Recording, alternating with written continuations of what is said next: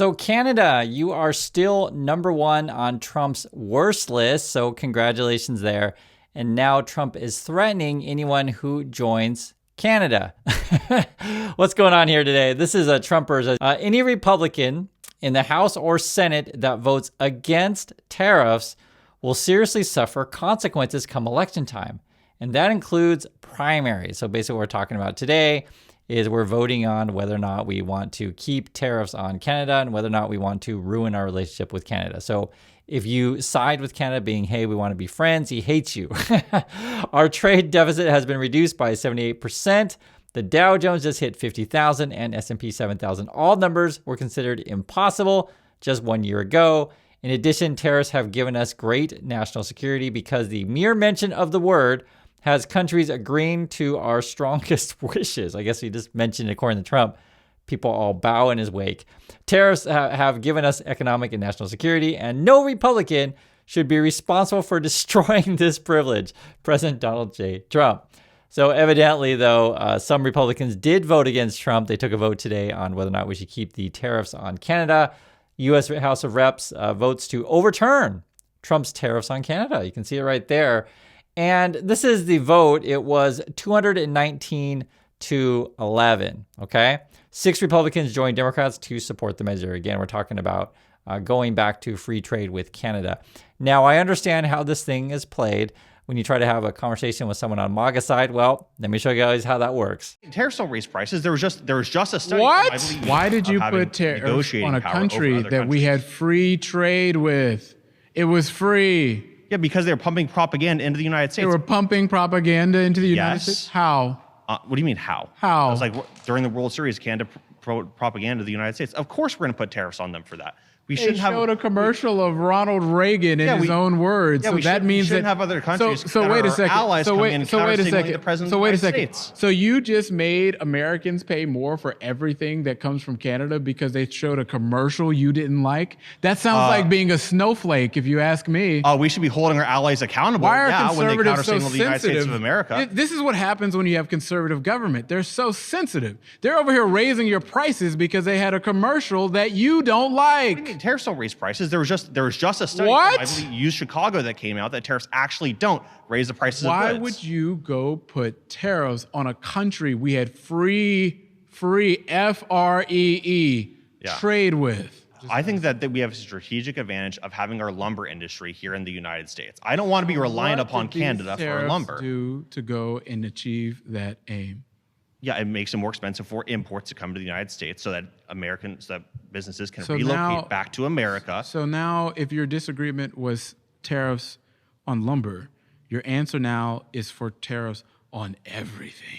Again, yeah, you want to establish leverage for future trade agreements. That's how trade agreements work. That's how negotiations work. And the leverage is to go and charge for something you are getting largely for free.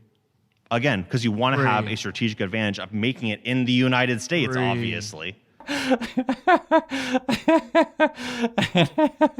You can just see in the audience going, oh my God, my brain hurts. What's going on? But this is how the conversations work when you talk with people about this stuff. And I know it's frustrating, but it's just more comical when you see these things. I do want to say this, though. Not everyone in the world are like the Trump or MAGAs. In fact, Canadians are showing, well, I'll just say this, that they outclassed Trump MAGA at every step of the way. Check this out. Canadians' grade of Trump's first term. Look at this.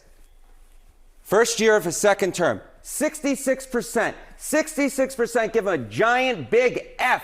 F as in failure compared to just 6% who give him an A. So that is the Canadians' grade of Trump in the first year, right? So, most of Canadians there, 66% Canadians give Trump an F. That's like, what, 2 out of 3? Man, Canada's awesome. and then in Canada, the MAGA, type people is like only 6% of Canadians. So, just to be fair, not every Canadian's awesome. But in USA land, that's probably more like 20, maybe 30% is in the A land. So I'll just be frank with you guys. I'm embarrassed to be an American when I see these kind of numbers. And you know, my first thing is like, how can we move to Canada? I mean, I'm so many people are probably thinking that when you see this stuff. Keep in mind that this 66% includes a plurality of members of every single party in Canada. It doesn't matter if you're on the left or the right. You do not like Donald Trump if you are a Canadian. So if he did make Canada the 51st state and ran for a third term, it seems unlikely he would get Canada's electoral votes. It would seem extremely unlikely that he would get Canadians' electoral votes. And I will note that they really don't want to become the 51st state. The polling also shows that. How about the other direction, U.S. views of Canada? Okay, so if Canadians really don't like Donald Trump, how do Americans feel about Canada? Well, they actually like Canada. Look at this. The net popularity rating of Canada among Americans, among all adults, it's plus 46. Democrats, plus 64. Independents, plus 46. And even among Republicans, it's plus... Okay. So to be fair, even Americans aren't that dumb, right? Even Americans can see, you know what? Canada's not so bad. How can I move to Canada? I'm pretty sure this is most popular of all countries tested, right? Net popularity of Canada. So Canada's really popular among Americans. And it's like kind of nuts when you see the MAGA people like complaining about a Ronald Reagan ad, which is really ridiculous. The whole thing is bizarre, obviously. Canada was the most popular country tested by this latest poll from the Chicago Council on Global Affairs. And I will note, of course, that this plus 46 is significantly higher than Donald Trump's own net popularity rating here in America. So Canada is more popular than Donald Trump. That's funny. Canada, more popular than Donald Trump in Donald Trump's own country. Well, that's something. All right. How has tourism been affected by all of this? Yeah, okay. So, it had the tariffs. Then, of course, there's this whole bridge situation. But here's the thing, which is there are real tourist dollars at stake. And take a look here. Tourism in 2025 versus 2024. Canadians to America. Look at that. Down, way down 25%.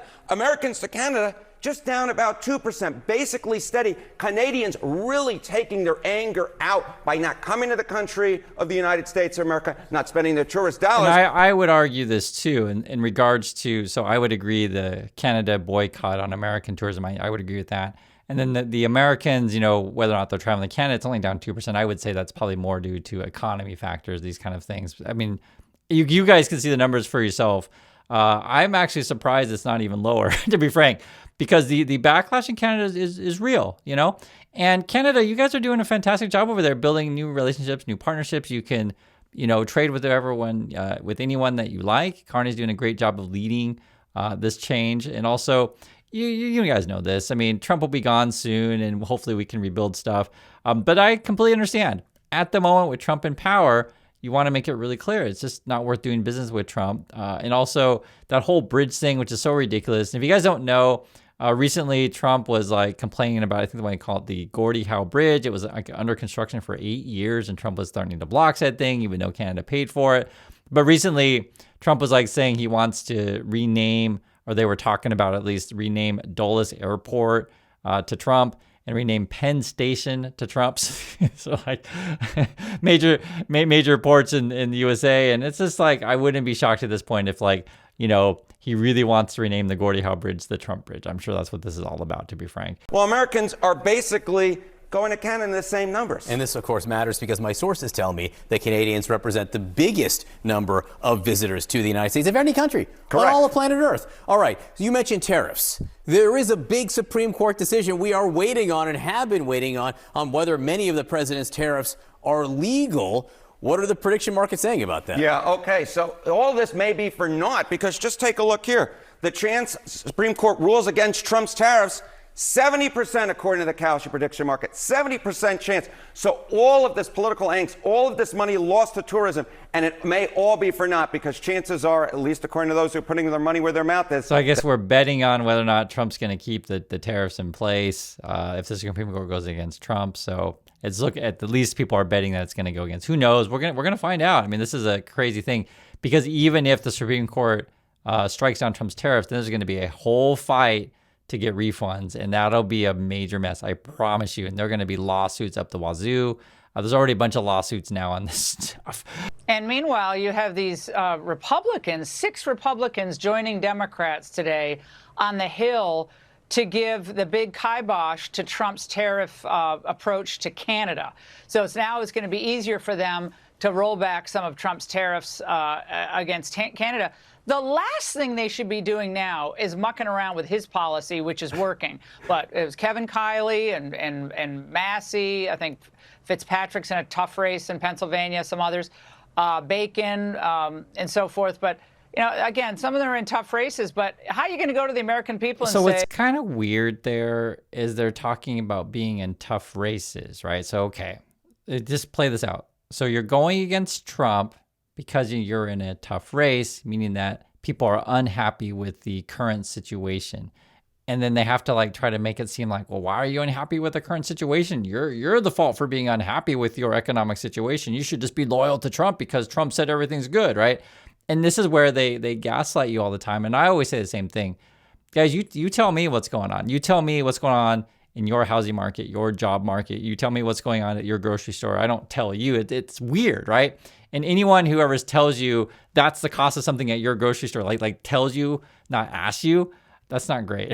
Because that's what a real conversation is. Like, you really tell me what's going on. And that's why Fox News, when you watch it, it's always a joke because they're always trying to tell you how awesome you are. But like, you would know your own situation. Don't let people tell you your situation. I'm going to make it harder for the middle class to get jobs, have them shipped overseas. How is that a good argument? Yeah, that's not a good argument. Or shipped to Canada. One of the most important things that we've seen from President Trump's policies so far is the fact that affordability is improving. And the only metric you need to look at is real wage growth. So that is how much your wages grew minus the inflation rate year over year. It's 1.1%, positive 1.1%.